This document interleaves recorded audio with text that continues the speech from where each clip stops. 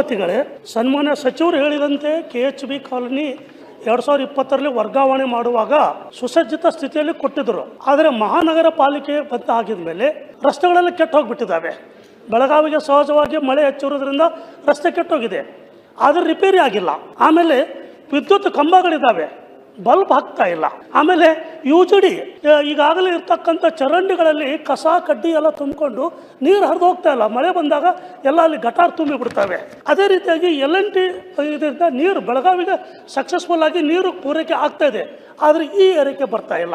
ನಾನು ಸನ್ಮಾನ್ಯ ಸಭಾಪತಿಗಳ ಮುಖಾಂತರ ಸಚಿವರಿಗೆ ಕೇಳೋದಿಷ್ಟೇ, ತಾವೊಬ್ಬರು ಪ್ರಭಾವಿ ಆಗಿರ್ತಕ್ಕಂಥ ಮಂತ್ರಿಗಳು, ಸರ್ಕಾರದಲ್ಲಿ ಪ್ರಭಾವಿ ಮಂತ್ರಿಗಳು, ನಮ್ಮ ಬೆಳಗಾವಿಗೆ 15 ಕೋಟಿ ಅಂತಂದರೆ ಬಹಳ ಕಡಿಮೆ ಆಯಿತು. ಸಭಾಪತಿಗಳೇ, ಸಾಮಾನ್ಯವಾಗಿ ಸಚಿವರು ಈ ರೀತಿಯಾಗಿರ್ತಕ್ಕಂಥ ಹಾರಿಕೆ ಉತ್ತರ ಕೊಡೋದಿಲ್ಲ, ಆದರೂ ಯಾಕೋ ಕೊಟ್ಟಿದ್ದಾರೆ, ನನಗೆ ಸಮಾಧಾನ ಇಲ್ಲ.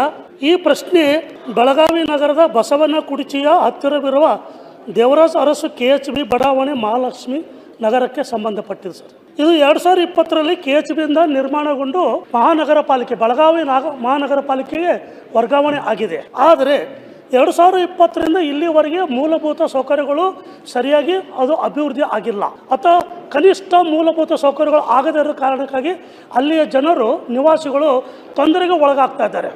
ಅವರು ತೆರಿಗೆ ಕಟ್ತಾ ಇದ್ದಾರೆ, ಅವರ ಸೌಲಭ್ಯಗಳು ಸಿಗ್ತಾ ಇಲ್ಲ. ಅದಕ್ಕಾಗಿ ನಾನು ಸಚಿವರಿಂದ ಉತ್ತರ ಬಯಸ್ತೇನೆ, ನಂತರ ನಾನು ಉಪ ಪ್ರಶ್ನೆ ಕೇಳ್ತೇನೆ.